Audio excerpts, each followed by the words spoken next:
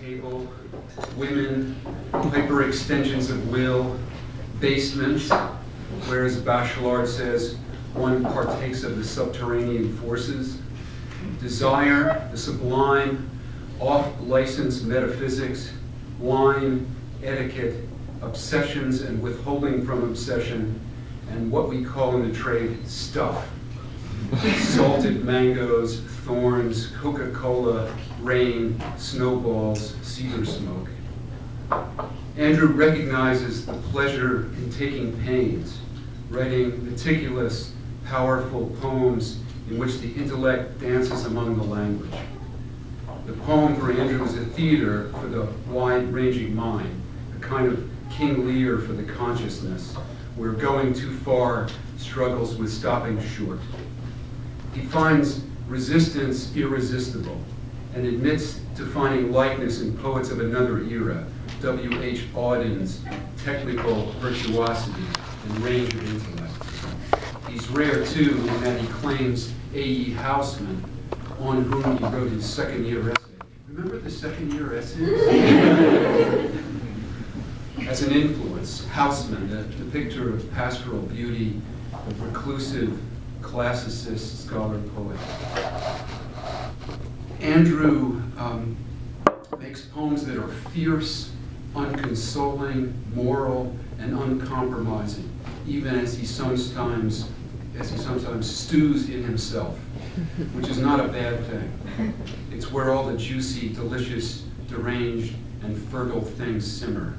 It's where the weird comes from, that is not cleaned up and made respectable in the bourgeois light of day. Andrew Purcell, like Buckminster Fuller, remember him?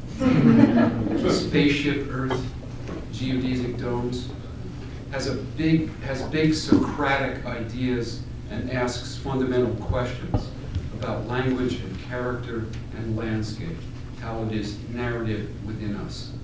What better way to develop a mind of an outsider than to travel to Buenos Aires, to Allegheny County, to Syracuse, and to Philadelphia's northern liberties in order to see differently.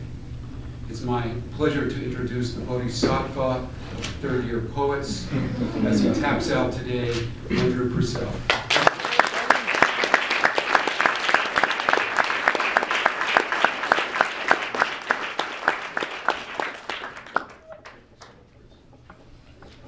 So I guess the thank yous come first. So first I want to say, you've all heard the expression Jesus H. Christ.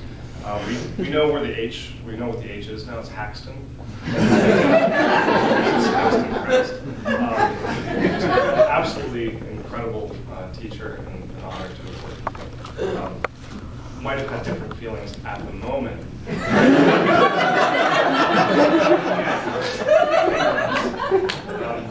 Bruce, Dana, Chris, huge influences on me. Thank you so much. Chris, especially for the Eastern Europeans, who I never would have known without you.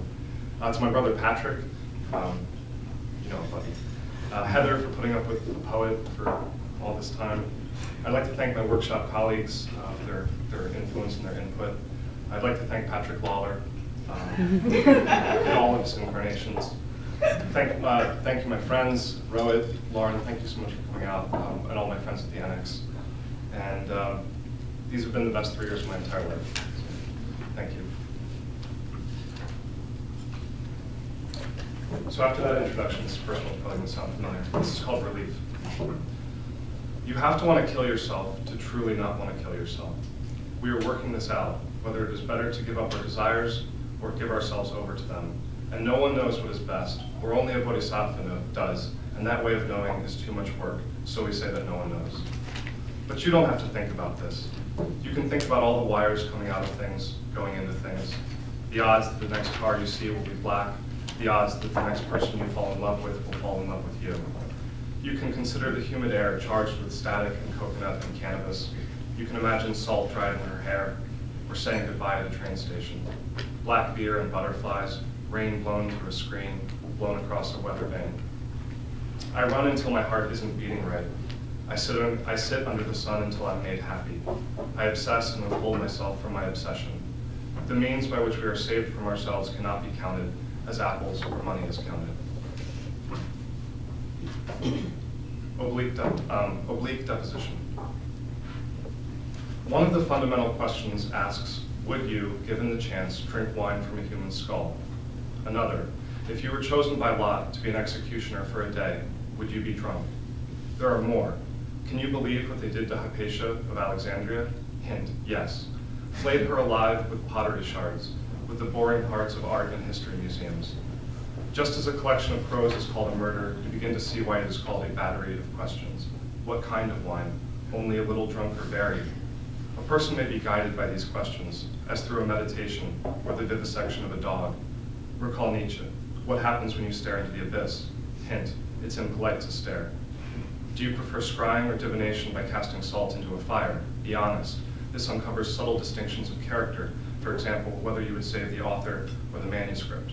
Reveal yourself. Concentrate. There's a word on the tip of your tongue. What is it? Hint, the tip of your tongue tastes sweet.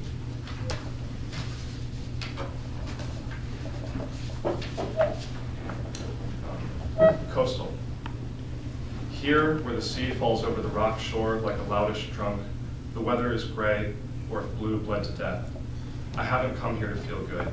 I have come from the bar where I ate gratis calamatas and the local wine was white and indifferent, to appreciate this bitterness, to feel scalloped, to be cold, dry, and wet as a martini, 40 miles from Genoa, where there were women and where there were horses in the salami. I'm not sorry about how I responded to your letter, hashing out nice phrases that stung, whittling your olive branch into a switch. Look at it the other way, not how many angels can fit on the head of a pin, but how many pins can you fit in the head of an angel? See? It costs nothing to check the paper for your obituary.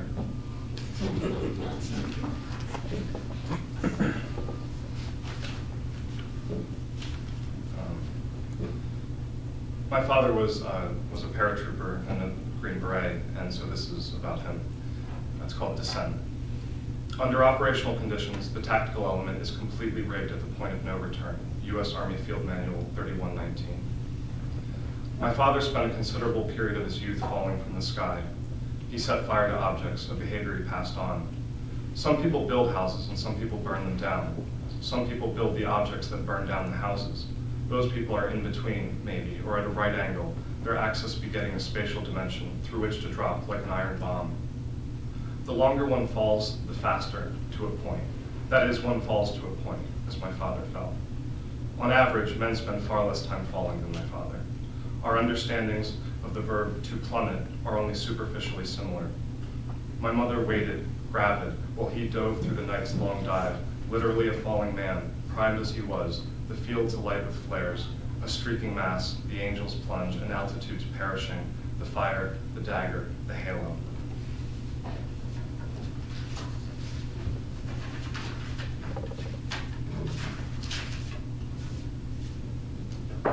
Bryn Mawr.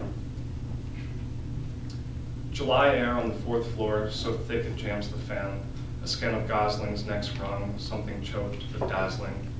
I can live without you, and I can live with just one lung, all slender and spare as a scarecrow, as a mummified pharaoh. The evenings proceed, highballs being my hobby horse, and unless I am mistaken, champagne's yours. We oughtn't, but will. It's something about the fan spinning on the windowsill. It's something we've been warned about, like sin.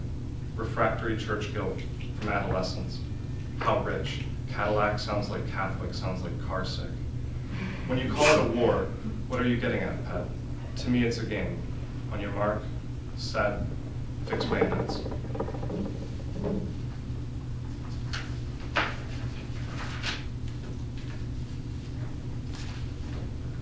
Ariel.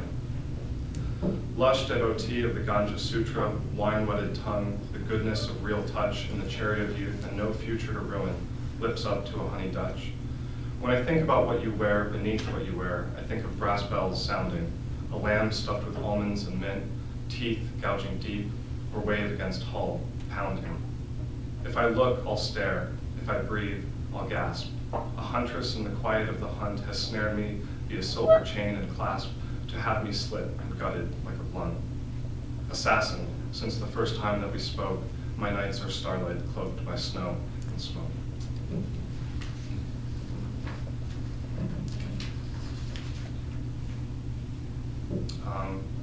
This poem is called "That Is the Land of Lost Content," which is from a Hausman poem, and it's from my good friend Chris Tandemeyer, because of whom I became interested in poetry. When you were not at work, you were with her, or writing songs and sonnets for your dove, whose tattooed wings were emblems of that war between her independence and your love. As mine left me, so yours of course left you. You held to hopes that no one said would hold. More rue at 23 than 22. The truest truths are those that Hausman told. Which does not mean the cherries do not bloom. Which does not mean the sun will now feel damp. So drink too much, adopt a nom de plume. You need to breathe to exercise the cramp. Our lives are not easily understood. We aren't meant always to be happy or good. And this will be the last one. Filter, and it's P-H-I-L-T-E-R, like a love potion. Filter. She is his cypress vine, Spanish fly and vespertine, her dominion of stardom, her spine the scepter of her reign. She is his God-given, his misunderstood, his life-giver, his gulf, his gall, and all his lands are full of her estate, the commonwealth of ecstasy, the Khanate of loss. She is his Eden and his Sudan, his Lena, Tigris, Amazon, an absinthe bayou, a quick kill fluent with aqua regia. He grows senseless in her, fuming, disparate. She dissolves him, decants him, waters her hanging gardens with him, her honeysuckle and amaranth grown riotous from the viand of his heart's red cash. She confounds him, a red fox sleek through the briar, a bowl of rubies and blueberries. She balks him, she foils him, she overcomes him like black rum.